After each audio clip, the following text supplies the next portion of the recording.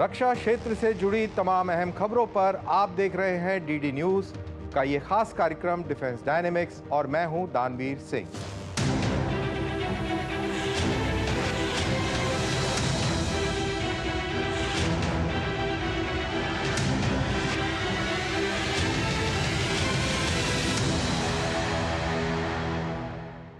अमेरिकी वायुसेना 2 F-16 और 2 F-35 के साथ एरो इंडिया 2025 में उतरी।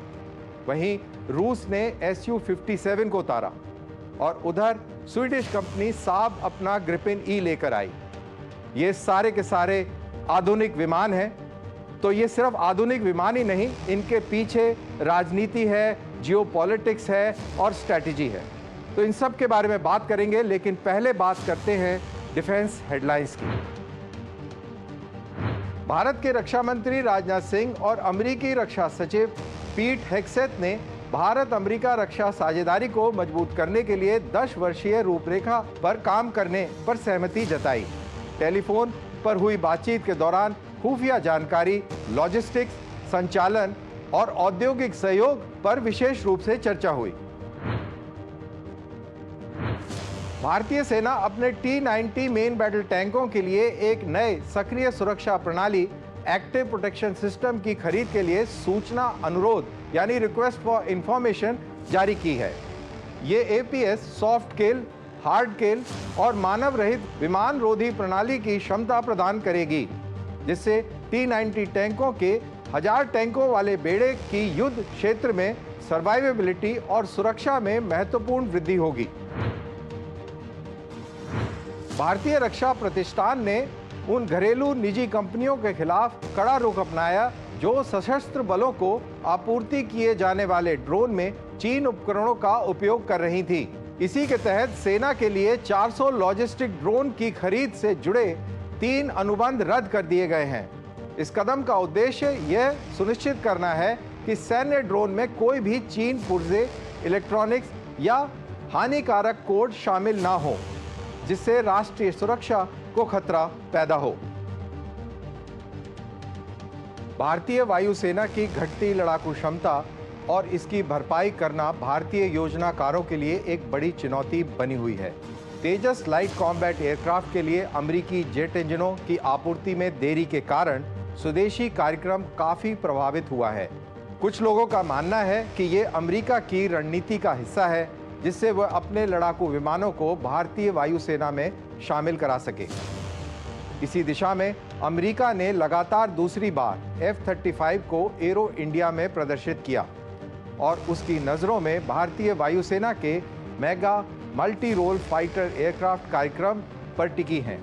जैसा कि हम जानते हैं, अमेरिकी सरकार पहले ही लॉकहीड मार्टिन के F-16 के उन्नत संस्करण F-21 बोइंग के F-15EX और F/A-18 को MRFA कार्यक्रम के लिए मंजूरी दे चुका है, लेकिन भारतीय वायुसेना इससे प्रभावित नहीं हुई। अब तक कई अमेरिकी अधिकारियों ने निजी बातचीत में स्पष्ट किया है कि भारत को F-35 की पेशकश की जा सकती है। हालांकि डोनाल्ड ट्रंप प्रशासन के आने के बाद अब ये देखना होगा कि क्या ये वाकई ऐसा होता है या नहीं। अमेरिका के दावे के अनुसार F-35 को समझना जरूरी है। यह विमान एरोडायनेमिक्स को नए स्तर पर लेकर जाता है। यह दुनिया के सबसे आधुनिक और कनेक्टेड फाइटर जेट्स में से एक है, जो पायलट की जीवितता बढ़ाता है और यह सुनिश्चित करता है कि अमेरिका और उसके सहयोगी हर खतरे से आगे रहें। F-35 की स्टेल्थ क्षमताएं इसको अद्वितीय बनाती हैं। इसके अलाइंड एजेस, इसके अंदर फ्यूसलाज के अंदर इंटरनल वेपन्स बे, फ्यूल और इलेक्ट्रॉनिक उपकरण इसको स्टेल्थ फाइटर की कैटेगरी में सबसे ऊपर रख देते हैं।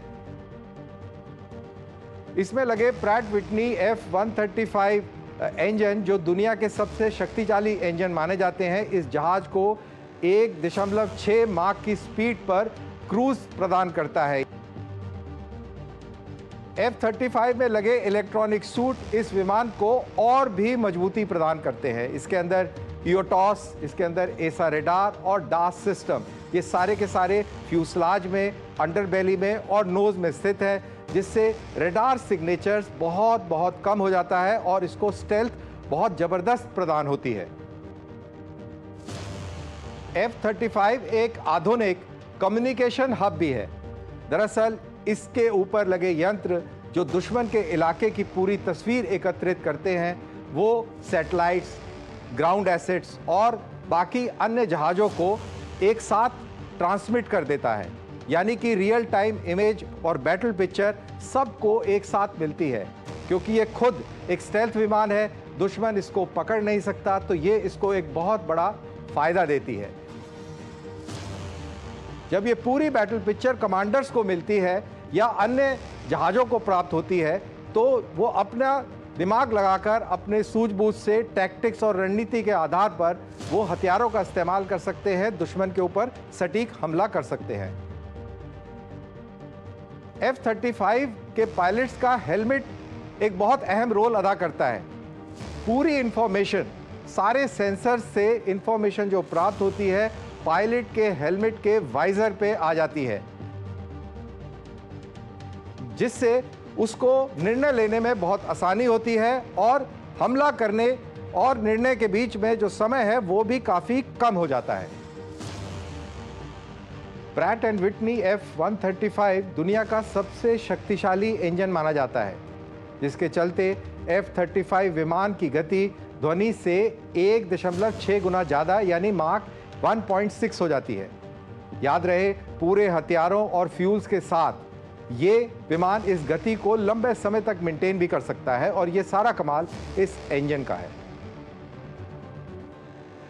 लड़ाई के मैदान में दुश्मन की गतिविधि चाहे वो हवा में हो या जमीन पर, इसके ऊपर आधुनिक इलेक्ट्रॉनिक तंत्र लगे हैं, रडार लगे हैं और जैमर्स लगे हैं, जिसकी चलते ये पूरी युद्ध स्थिति के ऊपर नज़र भी बना के रखता है और जहां पर सप्रेशन की ज़रूरत है वहां सप्रेस भी करता है। जब कम्युनिकेशन की ज़रूरत हो तो वहाँ पर सटीक कम्युनिकेशन भी करता है और ये सारी चीज़ों को संग्रहित करते हुए पूरी बैटल पिक्चर को सही तरीके से सारे विमानों को, सारे ग्राउंड एसेट्स को, नेवल एसेट्स को भी प्रदान करता है, जिसके वजह से और जिसकी मदद से ये सटीक दुश्मन के ऊपर निशाना भी लगा सकते हैं, दुश्मन को बर्बाद भी कर सकते हैं। तो ये इस विमान की बहुत बड़ी खासियत है।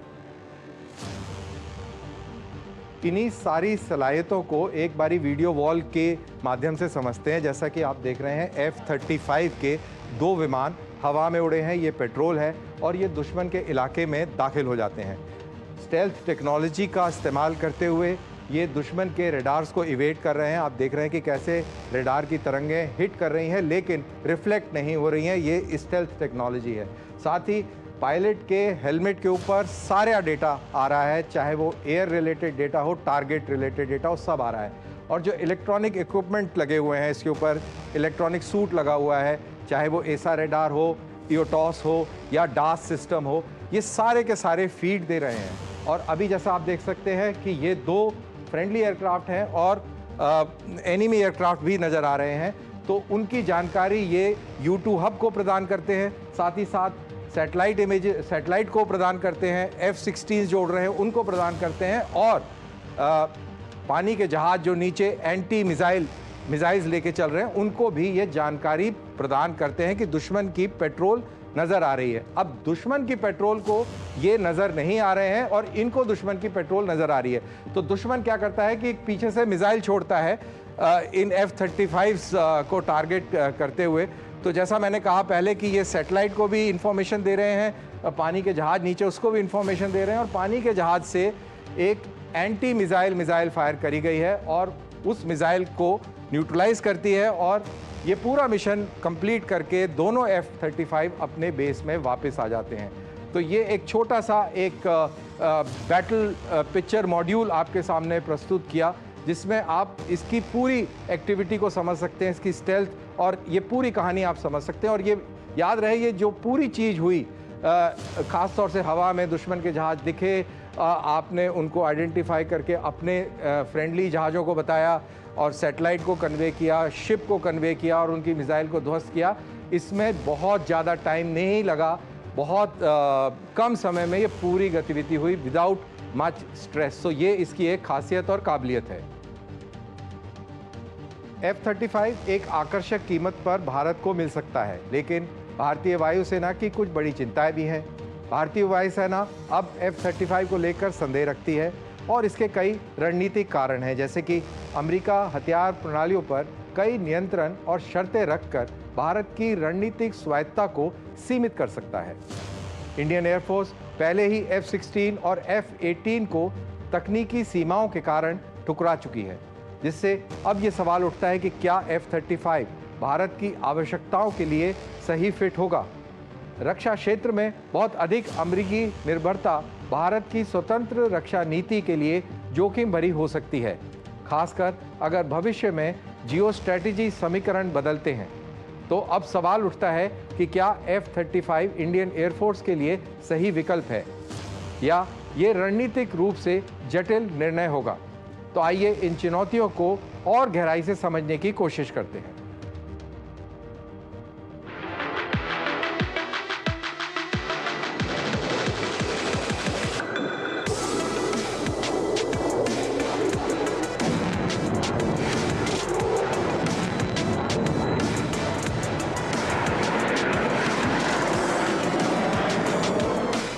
भारतीय वायुसेना इस समय अपनी क्षमता को लेकर काफी चिंतित है, क्योंकि उसके पास ना तो कोई 5वीं पीढ़ी का स्टेल्थ लड़ाकू विमान है और ना ही उसकी स्क्वाड्रन स्ट्रेंथ पर्याप्त है, जो तेजी से घटती जा रही है।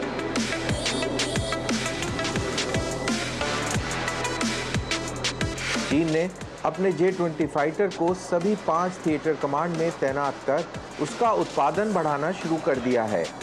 इतना ही नहीं, चीन ने नवंबर 2024 में जुहाई एयर शो में अपना एक और 5वीं पीढ़ी का स्टेल्थ लड़ाकू विमान J-35A प्रदर्शित किया। जब भारत अभी भी चीन के लड़ाकू विमान बेड़े के इस तेज विस्तार को लेकर रणनीतिक सोच विचार में व्यस्त था, तभी बीजिंग ने अचानक 26 दिसंबर को 6ठी पीढ़ी के लड़ाकू विमान का प्रोटोटाइप का उड़ान परीक्षण भी करके सबको चौंका दिया। इन टेललेस सुपरसोनिक स्टेल्थ विमानों को सैन्य विशेषज्ञों ने चेंगडू J-36 और शेनयांग J-XX और J-50 का नाम दिया है। इनका मानना है कि चीन 6ठी पीढ़ी का लड़ाकू विमान सेवा में जल्द शामिल करने वाला पहला देश बन सकता है। हालांकि कुछ सैन्य विशेषज्ञों ने इन विमानों के वास्तव में अगली पीढ़ी के होने पर संदेह जताया है, जबकि अन्य का कहना है कि 6ठी पीढ़ी एक तकनीकी अवधारणा है जिसमें कई उन्नत प्रणालियां हैं जिन्हें अब एकीकृत किया जा सकता है और समय के साथ परिपक्व बनाया जा सकता है। इस विशाल तकनीकी अंतर ने सैन्य विशेषज्ञों, पूर्व सैनिकों और रक्षा विशेषज्ञों की चिंता बढ़ा दी है। अधिकांश लोग भारत से आग्रह कर रहे हैं कि वह अपनी 5वीं पीढ़ी के लड़ाकू विमान एडवांस मीडियम कॉम्बैट एयरक्राफ्ट एमका के विकास में तेजी लाए। इसके अलावा कुछ विशेषज्ञों का ये भी कहना है कि सरकार को जल्द से जल्द multi role fighter aircraft MRFA कार्यक्रम के तहत एक उन्नत लड़ाकू विमान खरीदना चाहिए, क्योंकि किसी संभावित चीन युद्ध या पाकिस्तान के साथ 2 मोर्चे पर युद्ध की स्थिति में इंडियन एयरफोर्स के पास पर्याप्त संख्या में लड़ाकू विमानों की आवश्यकता होगी। हालांकि स्थिति अभी भी गंभीर बनी हुई है, क्योंकि अब तक केवल 3 देशों के पास 5वीं पीढ़ी के स्टेल्थ लड़ाकू विमान परिचालन में हैं। भारत चीन के साथ प्रतिद्वंद्विता के कारण उससे विमान नहीं खरीद सकता, जिससे उसके पास केवल 2 विकल्प बचते हैं, अमेरिकी F-35 लाइटनिंग II और रूसी Su-57E स्टेल्थ फाइटर प्लेन। इनमें भी Su-57 को उत्पादन संबंधी समस्याओं का सामना करना पड़ रहा है, क्योंकि रूस इस समय यूक्रेन के साथ लंबे समय से चले आ रहे संघर्ष में उलझा हुआ है। इस स्थिति में भारत के पास केवल F-35 लाइटनिंग II बचता है। लेकिन इसमें भी एक समस्या है। अमेरिका ने आधिकारिक तौर पर भारत को ये विमान खरीदने की पेशकश नहीं की है। वो बात और है कि प्रधानमंत्री नरेंद्र मोदी के अमेरिकी दौरे के दौरान डोनाल्ड ट्रंप ने जरूर इसका जिक्र किया है। इसके बजाय अमेरिकी कंपनियां लॉकहीड मार्टिन ने भारत को MRFA अधिग्रहण के लिए F-21, जो F-16 का एक उन्नत किस्म है, उसकी पेशकश की है। अमेरिका ने स्पष्ट रूप से यह संकेत नहीं दिया है कि वह भारत को F-35 बेचने के लिए तैयार होगा, खास करके क्योंकि भारतीय सेना में रूसी मूल के कई रक्षा उपकरण हैं, जिनमें S-400 वायु रक्षा प्रणाली प्रमुख है। अगर अमेरिका F-35 बेचने की आधिकारिक पेशकश करता भी है, तो देखना होगा कि उसके साथ क्या शर्तें लगी हुई हैं और क्या वो भारतीय वायुसेना और भारत की रणनीतिक दृष्टिकोण से अनुकूल है या नहीं। अमेरिका ने कई मौकों पर यह साबित किया है कि वह अपने F-35 विमान को लेकर बहुत सतर्क है और केवल कुछ चुनिंदा देशों को ही इसकी आपूर्ति करता है। उदाहरण के लिए तुर्की को S-400 खरीदने के कारण F-35 कार्यक्रम से बाहर कर दिया गया था। F-35A अमेरिकी वायुसेना का एक उन्नत मल्टी रोल सुपरसोनिक स्टेल्थ 5वीं पीढ़ी का लड़ाकू विमान है, जो वायु श्रेष्ठता और स्ट्राइक मिशन को अंजाम देने में सक्षम है।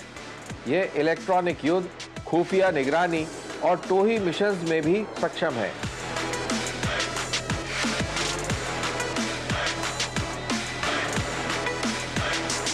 भारत के कई सैन्य विशेषज्ञों का मानना है कि यदि इंडियन एयरफोर्स F-35 को हासिल कर लेता है, तो इससे उसे एक बड़ी स्ट्रेटेजिक बढ़त मिल सकती है।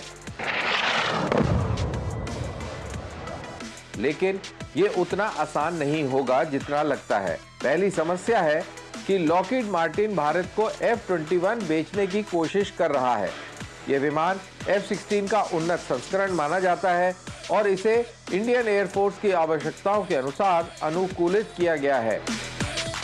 दूसरी समस्या ये है कि भले ही अमेरिका भारत को F-35 बेचने के लिए तैयार हो जाए, लेकिन ये संभवतः इसके स्थानीय उत्पादन के लिए तकनीकी हस्तांतरण नहीं करेगा।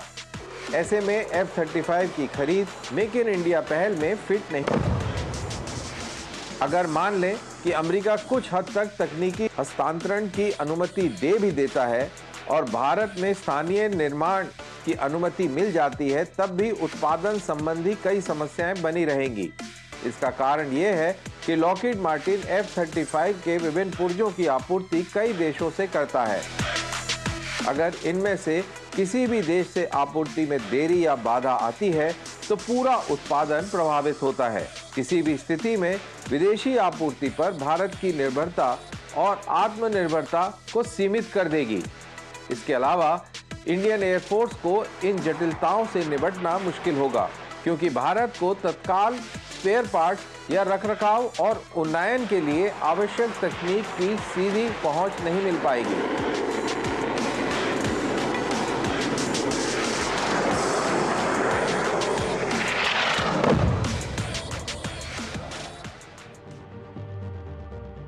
भारत में पहली बार Su-57E स्टेल्थ फाइटर का प्रदर्शन एरो इंडिया 2025 में देखने को मिला। रूस ने Su-57E स्टेल्थ फाइटर को प्रदर्शित करने के लिए भारत को दूसरे देश के तौर पर चुना है। इससे पहले नवंबर 2024 में इसके निर्यात संस्करण ने चीन के जुहाई एयर शो में भाग लिया था। तो क्या भारत FGFA कार्यक्रम में दोबारा रुचि ले सकता है? हाल की रिपोर्ट से संकेत मिलता है कि भारत फिर से FGFA कार्यक्रम को लेकर गंभीर हो सकता है। भारत ने अब तक अमेरिकी F-35 स्टेल्थ फाइटर में कोई दिलचस्पी नहीं दिखाई है, जबकि देश के उत्तर और पश्चिमी सीमाओं में बढ़ते स्टेल्थ खतरे को देखते हुए ये एक संभावित विकल्प हो सकते हैं। तो क्या Su-57 भारत के लिए F-35 का एक व्यवहारिक विकल्प बन सकता है? आइए इसको समझते हैं।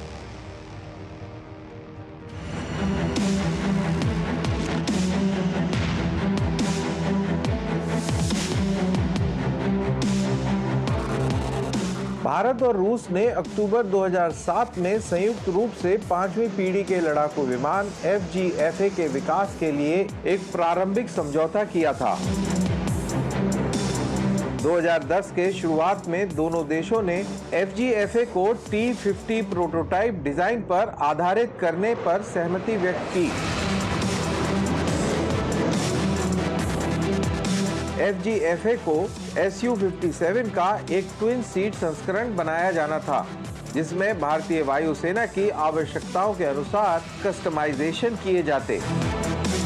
FGFA विकास के लिए औपचारिक समझौता 21 दिसंबर 2010 को हुआ था, जिसमें 295 मिलियन US डॉलर मूल्य का प्रारंभिक डिजाइन अनुबंध शामिल था। इस प्रारंभिक डिजाइन अनुबंध के तहत भारतीय इंजीनियरों को विमान से परिचित कराने के लिए 20 प्रशिक्षण पाठ्यक्रम कराए गए, जो जुलाई 2011 में पूरे हुए। हालांकि ये परियोजना आगे नहीं बढ़ सकी, जिसका कारण लागत, भारत की भागीदारी का स्तर, प्रौद्योगिकी हस्तांतरण की सीमा और डिलीवरी शेड्यूल पर मतभेद बताए गए। रिपोर्ट्स के अनुसार भारतीय वायुसेना को कुछ प्रमुख चिंताएं थीं, जैसे कि विमान का अपने स्टेज 1 इंजन के साथ सुपर क्रूज करने में असमर्थ होना और इसकी ऑल एस्पेक्ट स्टेल्थ की कमी। इन चिंताओं के कारण भारत ने FGFA परियोजना में अपनी भागीदारी निलंबित कर दी, लेकिन भविष्य में विमान खरीदने का विकल्प भी खुला रखा। जुलाई 2018 में भारत की तत्कालीन रक्षा मंत्री निर्मला सीतारमण ने कहा, रूसियों को सूचित किया गया था कि वह हमारे बिना इस फाइटर के विकास को जारी रख सकते हैं, लेकिन विकल्प खुला है और हम भविष्य में वापस आकर फाइटर को खरीदने के लिए कह सकते हैं।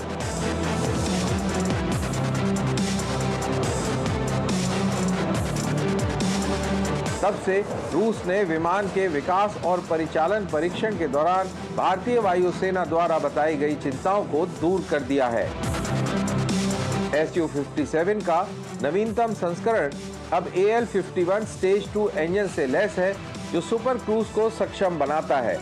ये नया इंजन 11 टन का ड्राई थ्रस्ट और 17.5 टन का आफ्टर बर्नर थ्रस्ट प्रदान करता है, जबकि पहले के AL-41F1 इंजन में क्रमशः 9 टन और 14.5 टन की क्षमता ही थी। इस महत्वपूर्ण थ्रस्ट वृद्धि के कारण Su-57 अब माक 1.6 तक सुपर क्रूज कर सकता है। कुछ रूसी सूत्रों का दावा है कि Su-57 अब सबसे तेज सुपरसोनिक लड़ाकू विमानों में से एक है, जो आफ्टर बर्नर का उपयोग किए बिना माक 2 के करीब लगातार उड़ान भर सकता है। इसके अलावा स्टेज 2 इंजन ने विमान की स्टेल्थ क्षमताओं को भी बढ़ाया है। यह एक विशेष सेरेटेड एग्जॉस्ट नोजल, जिसे शेवरॉन नोजल भी कहा जाता है, से लैस है, जो निकास प्लूम के तापमान, वितरण और आकार को बदल देता है। ये डिजाइन लड़ाकू विमान के इंफ्रारेड और रेडार सिग्नेचर को भी कम करता है, जिससे इसे पहचानना और ट्रैक करना बहुत कठिन हो जाता है। रूस पहले ही अपने पायलट प्रशिक्षण आवश्यकताओं और लॉयल विंगमैन UCAV ऑपरेशंस के लिए Su-57 का ट्विन सीट संस्करण विकसित कर रहा है।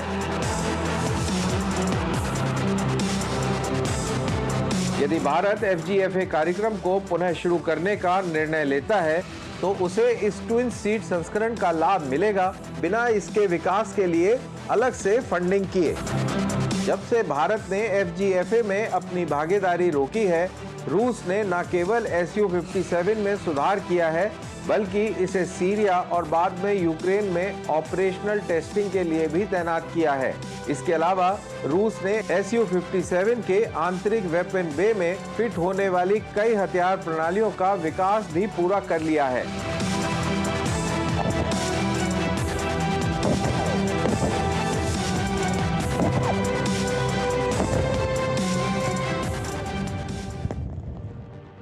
किसी भी स्ट्रेटेजिक हथियार की बिक्री के पीछे जियोपॉलिटिक्स पहलू जुड़े होते हैं, और यही स्थिति अमेरिका के F-35 और रूस के Su-57 लड़ाकू विमानों के मामले में भी देखने को मिल रही है। अमेरिका चाहता है कि भारत F-35 लड़ाकू विमान खरीदे ताकि राजनीतिक साझेदारी मजबूत हो, भारत की सैन्य क्षमताओं में वृद्धि हो और क्षेत्रीय खतरों से निपटने में शक्ति प्रदान हो।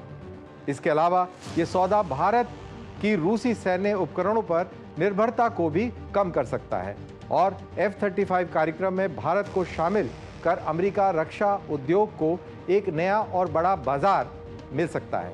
हालांकि इस डील में टेक्नोलॉजी ट्रांसफर और भारत की मौजूदा रूसी रक्षा प्रणालियों के साथ तालमेल जैसी चिंताएं भी भारत के लिए बड़ी हैं।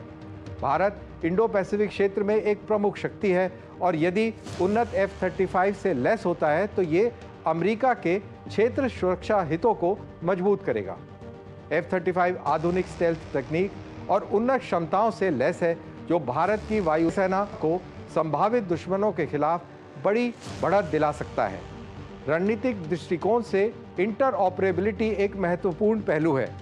यदि भारत अमेरिका के पास से F-35 लड़ाकू विमान लेता है और उसका उपयोग करता है तो दोनों देशों की सेनाएं संयुक्त सैन्य अभ्यास और अभियानों के दौरान बेहतर समन्वय स्थापित कर सकती हैं। चीन तेजी से अपनी 5वीं पीढ़ी के लड़ाकू विमान का विकास कर रहा है। ऐसे में भारत द्वारा F-35 को खरीदे जाने से शक्ति संतुलन बनाए रखने में अमेरिका के लिए एक महत्वपूर्ण कदम हो सकता है। भारत के लिए Su-57 फाइटर जेट्स का भी जियोपॉलिटिकल महत्व बहुत अधिक है। ये आधुनिक 5th जनरेशन का स्टेल्थ फाइटर है जिसे भारत को क्षेत्रीय खतरों विशेषकर चीन द्वारा बनाए गए J-20 स्टेल्थ फाइटर के प्रभावी प्रभाव को कम करने में काफ़ी सहायता कर सकता है। साथ ही संभावित टेक्नोलॉजी ट्रांसफर और जॉइंट प्रोडक्शन का मार्ग भी प्रशस्त हो सकता है जिससे मेक इन इंडिया पहल के तहत भारत के घरेलू रक्षा उत्पादन क्षमताओं को मजबूती मिल सकती है। इससे भारत की वायु शक्ति और सैन्य शक्ति को इंडो पैसिफिक क्षेत्र में भी बड़ी मजबूती मिलेगी। चीन तेजी से अपनी स्टेल्थ फाइटर फ्लीट को बढ़ा रहा है। ऐसे में Su-57 भारत के लिए एक बेहतरीन विकल्प साबित हो सकता है। जैसे क्षेत्र में स्ट्रेटेजिक संतुलन बनाए रखा जा सकता है। Su-57 की खरीद से भारत और रूस के दीर्घकालिक रक्षा संबंधों को भी मजबूती प्रदान हो सकती है जिससे भारत को एक एडवांस मिलिट्री टेक्नोलॉजी भी मिलेगी।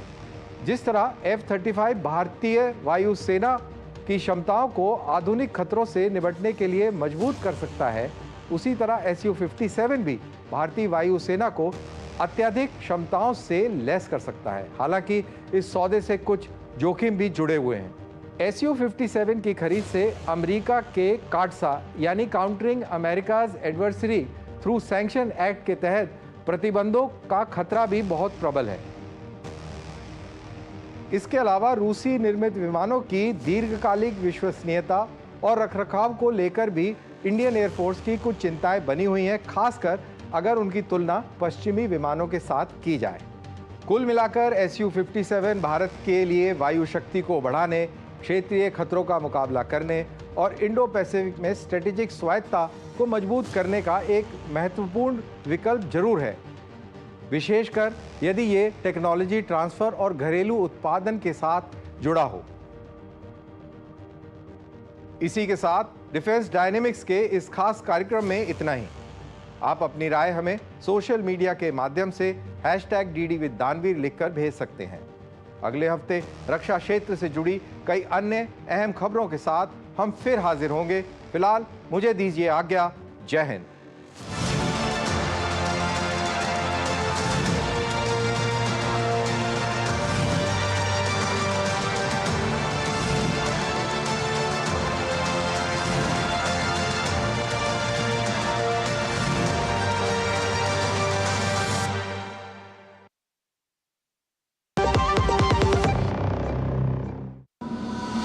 अगर आप एक ऐसी धरती की तलाश में हैं जहां अनंत संभावनाएं और अपार अवसर एक साथ मिलते हों, जहां एशिया का सबसे लंबा high speed automotive testing track हो और दुनिया के प्रमुख वाहन निर्माता स्थित हों, जहां भारत की 27% ऑर्गेनिक फसलें 11 यूनिक एग्रो क्लाइमेटिक जोन्स में उगाई जाती हैं, जहां 300 से अधिक फार्मा कंपनियां दुनिया के 160 देशों में दवाइयों का निर्यात कर रही हों, जहां कॉटन, सिल्क और डिफेंस मैन्युफैक्चरिंग नई इंडस्ट्रीज के साथ विकसित हो रही हों, जहां 1 लाख एकड़ से अधिक का इंडस्ट्रियल लैंड बैंक और प्राकृतिक संसाधनों की भरपूर उपलब्धता हो, जब ये सारी संभावनाएं एक जगह मिलती हों, तो समझ जाइएगा कि आप भारत के हृदय मध्य प्रदेश में हैं। स्वागत है आपका 8वें ग्लोबल इन्वेस्टर्स समिट 2025 में, जहां मुख्यमंत्री डॉक्टर मोहन यादव,